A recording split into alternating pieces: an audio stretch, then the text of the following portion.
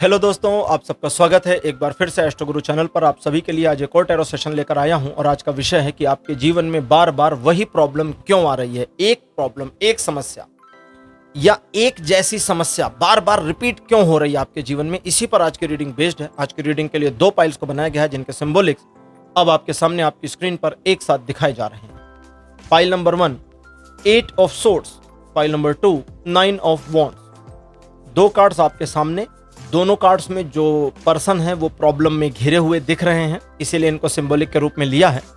दोनों में से जो आपको अच्छा लगे उसे अपनी पाइल मानिए। अकॉर्डिंगली आज की रीडिंग को देखिए, यह आपके साथ रेजोनेट करेगी। हर बार की तरह इस बार भी टाइम स्टैम्प्स को डिस्क्रिप्शन और कमेंट सेक्शन दोनों जगह दिया गया है ताकि आपको सुविधा रहे। अपनी पाइल पर डायरेक्ट पहुंचने के लिए टाइम स्टैम्प पर क्लिक करिए, वीडियो आगे चला जाएगा और आप डायरेक्ट अपनी पाइल पर पहुंच जाएंगे। मैं आपको बता दूं कि ये जनरल और टाइमलेस रीडिंग है, तो आप इसे जब से देख रहे हैं ये वहीं से आपके साथ रेजोनेट करेगी। जो लोग आज मुझसे पहली बार जुड़े हैं उनका एस्ट्रो गुरु चैनल पर मैं बहुत बहुत स्वागत करता हूं। आप सभी इस चैनल को सब्सक्राइब जरूर करिए, बेल आइकन भी प्रेस करिए, क्योंकि जब आप बेल आइकन प्रेस करते हैं तो नए वीडियोस की नोटिफिकेशन आपके फोन पर आनी शुरू हो जाती है। और मेरे रेगुलर व्यूवर्स और सब्सक्राइबर्स, आपके सहयोग और प्यार के लिए बहुत बहुत आभार। आगे बढ़ने से पहले आपको बता दूं कि मैं एक प्रोफेशनल एस्ट्रोलॉजर, एक प्रोफेशनल टैरो रीडर भी हूं। तो आपकी स्क्रीन पर यह नंबर जो आ रहा है इसके ऊपर आप संपर्क कर सकते हैं। अगर आपको अपने लिए एक पर्सनल टैरो रीडिंग सेशन चाहिए या अपनी कुंडली मुझे दिखाना चाहते हैं, ये व्हाट्सएप नंबर है, तो इस पर कॉल नहीं करना है, इस पर मैसेज करिए। मैसेज के थ्रू सारी इन्फॉर्मेशन मेरी टीम मेंबर आपको प्रोवाइड करेगी और आपकी हेल्प करेगी मेरे साथ आपके सेशन को बुक करने में। तो चलिए आज की रीडिंग को शुरू करते हैं और आपकी पाइल में मिलते हैं।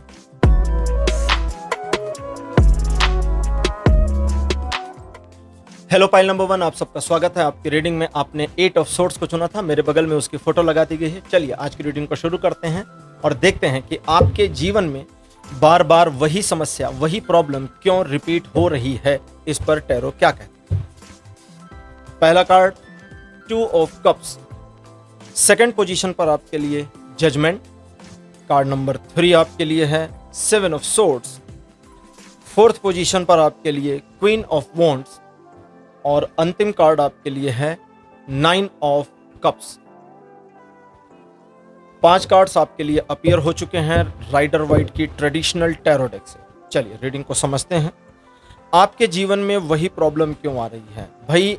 ये एक रीडिंग जो कह रही है वो बता रहा हूं, ये एक ऐसा छोटा सा पैटर्न है जो लगातार आपके जीवन में रिपीट हो चुका है और आगे भी रिपीट होगा। लेकिन आज का हमारा विषय है कि क्यों, उसके पीछे के कई कारण हैं। सबसे पहला, आप दूसरों के मामलों में जरूरत से ज्यादा इन्वॉल्व हो जाती हैं या हो जाते हैं और उस वजह से आपके अपने जीवन से जुड़े कई सारे मामले छूट जाते हैं, अधर में लटक जाते हैं, आपकी खुद की योजनाएं खराब हो जाती हैं और आप इसकी गलती स्वीकार करने की बजाय दोष ईश्वर पर मढ़ देते हैं। यह बंद करना होगा। दूसरा, अपने मामलों में सिचुएशन खराब होने के बावजूद आप दूसरों की मदद करने को इतना अधिक तत्पर हैं जिसकी वजह से आपकी स्थिति और बिगड़ती जाती है। एक कहावत कही गई है कि गरीबी में आटा गीला नहीं करना चाहिए। कहते हैं ना, गरीबी में आटा गीला।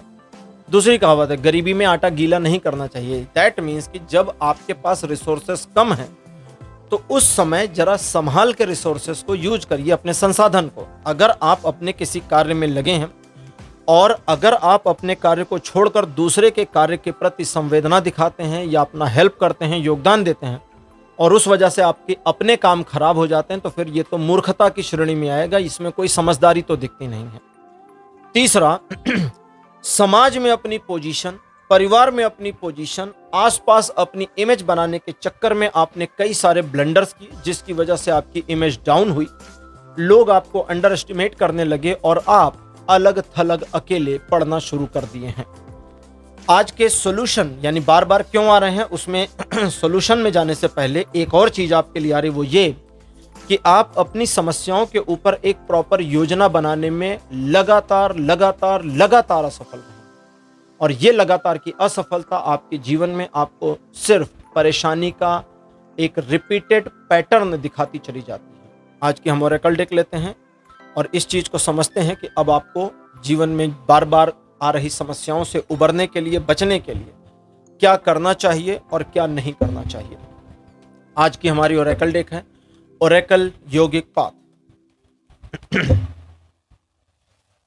आपके लिए पहला कार्ड आपके लिए पहला कार्ड है, यह है नियम्स। नियम्स उस कार्ड का नाम है, उसमें एस है आखिरी में। सेकंड आपके लिए है तमस। कार्ड नंबर 3 आपके लिए है भक्ति। फोर्थ पोजीशन पर आपके लिए है स्वाध्याय। और अंतिम कार्ड आपके लिए सीता, माता सीता। 5 कार्ड्स आपके लिए अपीयर हो चुके हैं। अब एक एक करके हम समझेंगे ताकि आप इस सिचुएशन का सामना दोबारा ना करें, ये रिपीटेड प्रॉब्लम्स खत्म हो जाएं, उसको समझें। सबसे पहले ये समझें कि भाई एक से अब मैं आपको कुछ पास्ट की चीजें याद दिलाऊंगा, उसको ध्यान से समझिएगा। भाई आपके जीवन में एक से अधिक बार चीजें बदल गई, सामान्य हो गई, परिस्थितियां बिल्कुल आपके पक्ष में आ गई। आपने अपनी गलती, बुरा मत मानिएगा अगले शब्दों से, रीडिंग में आ रहा है, आपने अपनी गलती, अपनी बेवकूफ़ी से चीज़ों को फिर रिपीट कर दिया और वही समस्या घूमकर नए कलेवर, नए फॉर्म में, कभी कभी बढ़ करके, कभी कभी थोड़ी घट करके आपके सामने फिर प्रकट हो गई। ईश्वर आपके जीवन में लगातार परिवर्तन करते हैं। जितना ईश्वर को मैंने समझा है, हमारी उनसे कोई दुश्मनी नहीं है, ना वे हमें दुश्मन मानते हैं। जितना मैंने समझा उतना बता रहा हूं, ठीक है। हमने उनकी कोई बिल्ली नहीं चुराई है ना कि वो हमें दुश्मन की तरह ट्रीट करें। ईश्वर हमारे जीवन को बेहतर करने के उपक्रम करते रहते हैं। बेहतर करने के जो उपक्रम करते हैं उसमें हम इंसान गड़बड़ी करते हैं। जैसे अगर आप कभी भगवान के प्रति श्रद्धा भाव में आए कि हे प्रभु मेरा फलाना काम हो जाए, मैं इस काम को रेगुलर करूंगा या रेगुलर करूंगी, कोई भी चीज, दर्शन करना, मंदिर जाना, किसी रिचुअल को फॉलो करना, व्रत करना, कुछ भी, किसी भी चीज को आप देखें तो 2, 4, 6 महीने में मन उचट जाता है और हम उस चीज को करना बंद कर देते हैं। इसे मैं कहता हूं मेरे शब्दों में, अब ये कहीं नहीं, मेरा शब्द, मेरा आकलन, मेरी अपनी अंडरस्टैंडिंग जितनी इस रिसर्च पर बनी वो ये कि देवताओं को, ईश्वर को, हम इंसानों की मूर्खता पर बहुत भरोसा। उनको भी पता होता है कि ये अभी मेरे को खुश करने के लिए ये काम कर रहा है या कर रही है, अभी 2-4 महीने में भाग जाएंगे। जैसे अगर किसी को कह दिया जाए कि भाई सूर्य को जल दीजिए, तो लोग देते हैं महीना, 2 महीना, 3 महीना, कुछ लोग 4 महीना, 5 महीना, उसके बाद में फिर कुछ हो तो रहा नहीं है, कोई फर्क तो पड़ नहीं रहा। अरे भैया, अरे बहना, तुम्हारे बॉडी में सूर्य का तत्व कमजोर है। Sun element in your body is weaker, उसे इंप्रूव होने में टाइम लगेगा। कोई दवाई नहीं है ये कि आपने खाया और चट से हो गया, ये समय लेगा। और हमारा काम है बस कर देना, ईश्वर का काम है दे देना।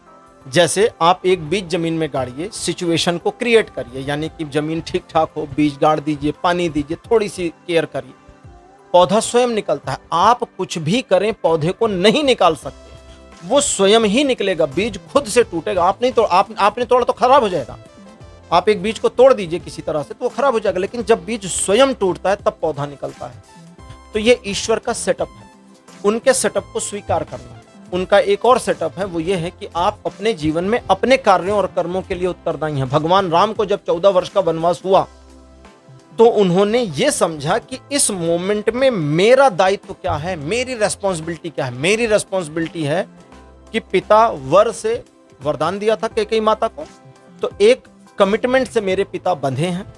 पिता चूंकि बंधे हुए हैं, इसलिए पिता को न चाहते हुए भी मुझे जाने के लिए कहना पड़ेगा।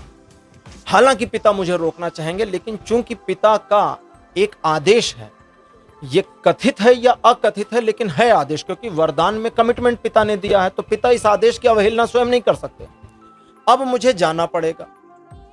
मेरे जाने से यहां पर कोई कितना भी दुखी हो जाए, मैं अपने कर्तव्य का पालन करने से नहीं रुक सकता।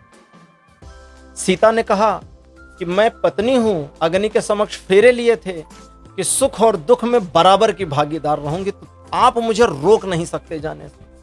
लक्ष्मण ने कहा कि भैया मैंने प्रतिज्ञा की है कि मैं आपकी परछाई हूं और आप अपनी परछाई को स्वयं से अलग नहीं कर सकते। लक्ष्मण की जो पत्नी थी, उन्होंने लक्ष्मण को कहा कि दीदी तो जा रही हैं क्योंकि वो अर्धांगिनी है, उन्होंने फेरे लिए, तो मैंने भी तो कमिटमेंट किया था फेरे लेते समय कि मैं आपके सुख दुख में साथी रहूंगी। तो फिर उर्मिला कैसे रुकी? वो इसलिए रुकी क्योंकि लक्ष्मण ने कहा कि उर्मी, अगर तुम मेरे साथ में चलोगी तो तुम्हारी केयर करने में इन दोनों की केयर नहीं हो पाएगी यार। तो या तो मैं पत्नी की देखभाल करूं या तो भैया भाभी की सेवा कर दूं, तुम बाधा बन जाओगी, इसलिए मत चलो।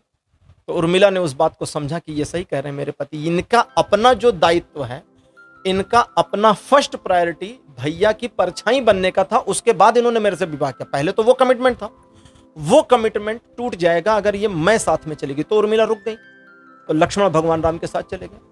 आप जब स्वयं के प्रति निष्ठा में आते हैं, आप जब स्वयं के प्रति कमिटमेंट में आते हैं, तो आप अपने कमिटमेंट के साथ कमिट रहिए।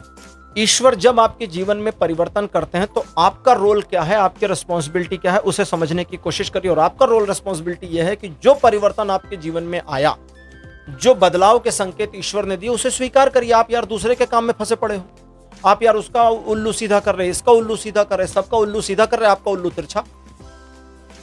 तो इसे जरा ठीक करने की कोशिश है। समाज क्या कहेगा, भाड़ में जाए। मैं कई बार कई लोगों को कह चुका हूं कि भाई आपके जीवन में अगर चीजें खराब हो गई, कल को भीख मांगने की नौबत आई तो समाज भीख देगा और कोई मदद नहीं करेगा समाज। इसलिए समाज क्या कहेगा, वो 4 लोग क्या कहेंगे, वे 4 लोग कहीं से 4, 5, 6, 10 मंजिल से कूद के निपट जाएं तो ज्यादा अच्छा है। मेरा मानना यह है, क्योंकि 4 मंजिले से नीचे से कूदेंगे तो शायद बच जाएं, 4 मंजिले के ऊपर जाएंगे तो फिर संभावना नहीं बचने की। तो उन 4 लोगों को मर जाना चाहिए। आगे रीडिंग कहती है कि अब अगर आप अपने प्रति एक नियम ऐसा बना देते हैं जहां पर आप अपने प्रति स्वयं की उत्तरदायित्व को ग्रहण कर लेते हैं, तो आपके जीवन में यह नकारात्मकता का रेपिटेशन बंद हो जाएगा। लेकिन इसके लिए आपको स्वयं के प्रति दृढ़ता भी दिखानी होगी और स्वयं को, तमस का कार्ड कहता है, स्वयं को गिल्ट में डालने से रोकना होगा। क्योंकि स्वयं के प्रति जब आप स्वयं की संवेदना लाते हैं, तो भक्ति का कार्ड कहता है कि तब तुम तुमसे जुड़ रहे हो, वरना तो अभी तुम तुमसे ही नहीं जुड़े।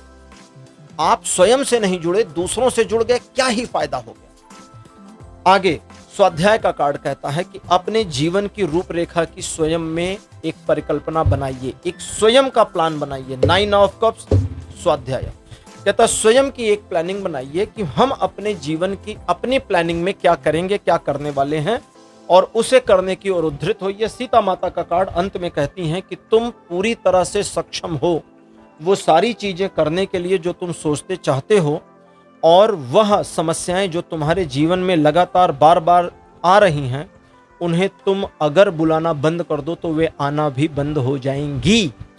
तो इसे करिए। उम्मीद है आप इस चीज को समझ गए होंगे। पाइल नंबर 1 आपकी रीडिंग यहीं कंप्लीट हो रही है।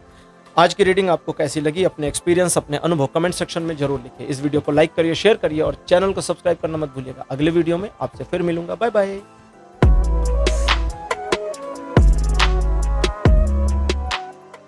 हेलो पाइल नंबर 2, आप सबका स्वागत है। आपकी रीडिंग में आपने 9 ऑफ वॉन्ड्स को चुना था, मेरे बगल में उसकी फोटो लगाई गई है। चलिए रीडिंग को शुरू करते हैं और देखते हैं कि आपके जिंदगी में बार बार वही प्रॉब्लम्स, वही समस्याएं रिपीट क्यों हो रही हैं और इसका समाधान क्या है। पहला कार्ड आपके लिए है 8 ऑफ कप्स। सेकंड पोजीशन पर आपके लिए कार्ड है queen of cups. Card number 3 आपके लिए है हाई प्रीस्टेस। फोर्थ पोजीशन पर आपके लिए है द एम्प्रेस और अंतिम कार्ड आपके लिए है 2 ऑफ सोर्ड्स। 5 कार्ड्स आपके लिए राइडर वाइट ट्रेडिशनल डेक से अपीयर। आपके जीवन में वही समस्याएं बार बार क्यों आ रही हैं, उसके पीछे का रीजन जो मुझे दिख रहा है यहाँ पर, वो ये दिख रहा है कि आप अपनी ऊर्जा का सही से सदुपयोग नहीं कर पा रहे। आप अपने इमोशंस की वजह से चीज़ों को एक ऐसी नकारात्मकता में धकेलने पर मजबूर हो जाते हैं। आपकी गलती नहीं है, आप मजबूर हो जाते हैं कि चीज़ें वहाँ जाकर निगेटिव हो जाती हैं, यानी पॉजिटिव पॉजिटिव पॉजिटिव निगेटिव। इसे थोड़ा समझें। 2-3 चीज़ें, मतलब बहुत डिटेल नहीं आ रही पास्ट की, इसलिए शायद पाइल नंबर 2 की रीडिंग थोड़ी छोटी हो जाए। कई बार लोग कमेंट में पूछते भी हैं या वर्बली मुझसे पूछते हैं कि पाइल 1 और पाइल 2 की टाइमिंग कई बार अलग अलग होती है। जैसे अभी पीछे मैंने एक वीडियो डाला था जिसमें पाइल 1 छोटी थी, पाइल 2 बड़ी थी। कभी कभी पाइल 1 बड़ी, पाइल 2 छोटी हो जाती है। वो इस वजह से होता है कि जो यहाँ से आता है वही मैं पढ़ता हूँ, ठीक है। स्वयं के लक्ष्य को निर्धारित करना, स्वयं के लक्ष्य से स्वयं को हटाना, एक टारगेट बनाना, टारगेट से अपने आप को हटा देना, और हटने के बाद में कुछ समय बीतने के बाद उस टारगेट को, जिस टारगेट को हमने छोड़ दिया, उस टारगेट का पीछा करके सफलता ना प्राप्त करने की गिल्ट आपको परेशान करती है। एक तो ये प्रॉब्लम है आपके जीवन की। दूसरा, आप कई बार सोचते हैं कि यार चीजें अपने आप सेट हो जाएंगी, वो भी नहीं हो पाती हैं। कभी कभी हो जाती हैं, तुक्का लग जाता है, लेकिन हर बार नहीं लगेगा ना। तीसरा, आप कई बार स्वयं के प्रति एक ऐसी सेंस में आ जाते हैं जहां आपको लगता है कि हम बहुत काबिल हैं, हम बहुत कैपेबल हैं, हम सब कुछ मैनेज कर लेंगे। और जब आप उस पोजीशन, उस माइंडसेट में जाते हैं तो उसी समय आपको पता चलता है कि नहीं, अभी बहुत कुछ लैक है, बहुत कुछ कमियां बाकी हैं। कहने का मतलब यहाँ अगर आप रीडिंग को देखें तो रीडिंग उल्टी सीधी चल रही है। ठीक, मन भी आपका ऐसा ही दिख रहा है। मन में ज्वार भाटा यानी up down up down up down लगातार बना है। लेकिन ये सब चीजें अगर कहीं ना कहीं रिलेट हो रही हैं तो वो है आपके इमोशंस, क्योंकि इमोशन सारी चीजों का सूत्रधार है, सारी चीजों को जोड़ रहा है और आपके मन की सकारात्मकता को अंत में ले जाके नकारात्मक कर रहा है। आपके जीवन में वही समस्या बार बार इसलिए आ रही है क्योंकि आप बहुत ज्यादा की उम्मीद कर रहे हैं। थोड़े की उम्मीद करिए, समस्याएं आनी बंद हो जाएंगी। कभी कभी हमें जीवन में कुछ समझौते करने होते हैं। फाइल नंबर 1 में मैं भगवान राम का उदाहरण दे रहा था। भगवान राम वन को चले गए। वन को क्यों गए उसको छोड़िए, उनका कर्तव्य था उसको छोड़िए, पिता का आदेश छोड़िए, राजकुमार सब छोड़िए। कहीं ना कहीं भगवान राम ने स्वयं से समझौता भी किया कि ठीक है, अगर ईश्वर ने मेरे इस जीवन में, इस जन्म में वनवास लिखा हुआ है तो यही सही। स्वीकार किया उन्होंने ना। ये भी एक अंडरस्टैंडिंग है। सीता जो महलों में पली, मतलब उनका जन्म हुआ था खेत में, राजा जनक को मिली थी, लेकिन फिर उनका पूरा लालन पालन जो है, पूरी पालना उनकी महल में हुई। राजकुमारी थी। तो जाहिर है जिसके बारे में ये कहें कि जो अपने पांव जमीन पे नहीं रखती थी कि फूल बिछे हैं कि पांव में कहीं कुछ चुभ ना जाए, उस राजकुमारी जैसी महिला को जंगल जंगल भटकना पड़ा, पैर में कांटे भी चुभे होंगे। तो सीता ने भी कहीं ना कहीं कंप्रोमाइज किया कि ठीक है, ईश्वर ने अगर मेरे जीवन में यही लिखा है कि मेरे पति के साथ मुझे जंगल जाना है तो स्वीकार है। समझौता किया। लक्ष्मण ने भी कई तरह के समझौते कर लिए जीवन में कि भाई मेरे जीवन में भैया की परछाई के रूप में रहना है तो भैया जहां जाए सब ठीक। महल में रहो आई एम ओके, जंगल में रहो आई एम ओके, मेरे को लेना देना नहीं है, भैया जानो। पत्नी को छोड़ दिया। लेकिन इन सब का कंक्लूजन क्या निकला? आज ये बताते बताते एक ऐसा ध्यान में आया ख्याल कि कई चीजें ईश्वर अपने अनुसार सेट करते हैं। राम को, लक्ष्मण की बात कर रहा हूं, ध्यान से समझो। भगवान राम को वनवास न होता, सीता के साथ न जाते तो लक्ष्मण उर्मिला को छोड़कर न जाते कि भाई उर्मिला को छोड़ा क्योंकि इनकी दोनों की केयर करनी, वरना उर्मिला केयर करने के चक्कर में ये दोनों रह जाएंगे। तो लक्ष्मण पत्नी विहीन थे और पत्नी विहीन जब जंगल में गए तो लक्ष्मण ने प्रण लिया कि मैं ब्रह्मचर्य का पालन करूंगा, ब्रह्मचारी रहूंगा मैं पूरे 14 वर्ष। ये लक्ष्मण का प्रण था। मेघनाथ ने एक वरदान मांगा था ब्रह्मदेव से। वो चाहता था मैं मरूं ना। ब्रह्मदेव ने कहा ये पॉसिबल नहीं, जो जन्मा वो मरेगा, तुम मुश्किल मांग लो, अपनी मृत्यु को मुश्किल कर सकते हो लेकिन मरोगे तो मेघनाथ जो इंद्रजीत रावण का पुत्र था उसने कहा मुझे ऐसा व्यक्ति मारे जो विवाहित हो लेकिन 13 वर्षों तक, 13 साल लगातार अपनी पत्नी के साथ न सोया हो और न सोया हो, यानी न पत्नी के साथ उसने बेड शेयर किया न वो सोया, वो जाग रहा है 13 साल, नींद ही नहीं ली।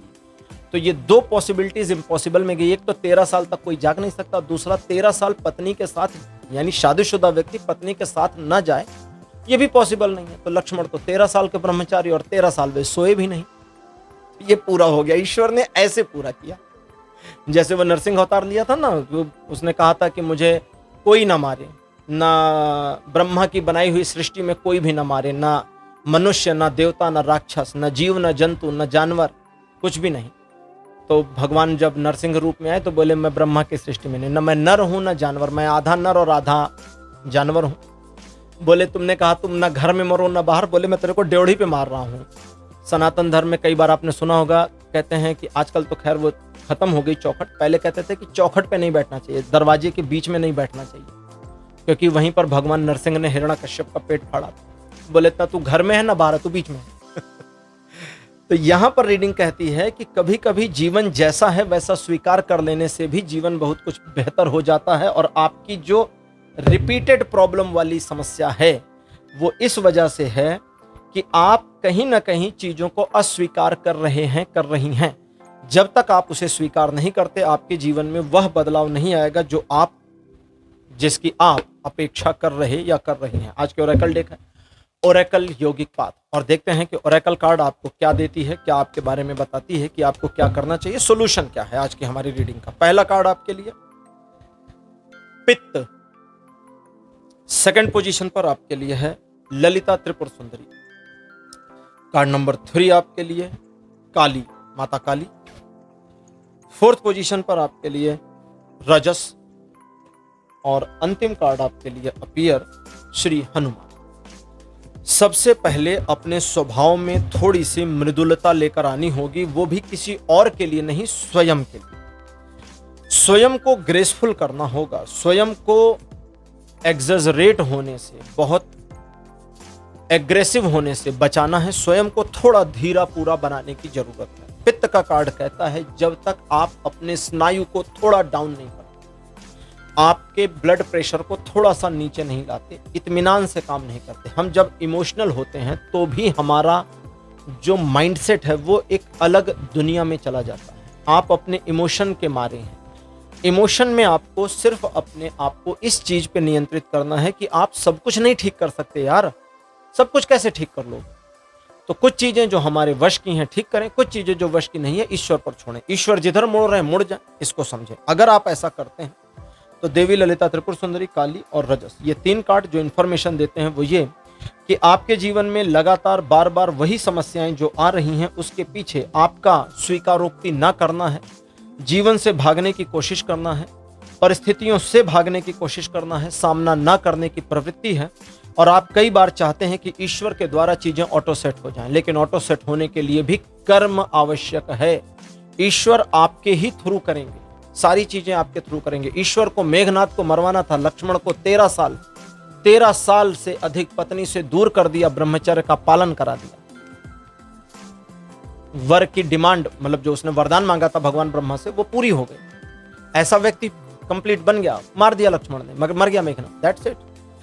तो आपको अपने आप को संयमित करना है, नियमित करना है और थोड़ा सा अलाइन करना है। और अगर आप ये करते हैं तो हनुमान जी का कार्ड कहता है कि तब तुम एक ऐसी सिचुएशन, ऐसी पोजीशन और ऐसे मन स्थिति वाले व्यक्ति बन जाओगे जो व्यक्ति न सिर्फ धैर्य को समझता है या जो महिला धैर्य को समझती है, बल्कि स्वयं के कर्तव्य कर्म क्या हैं उसका भी अनुपालन ठीक तरह से हो जाएगा।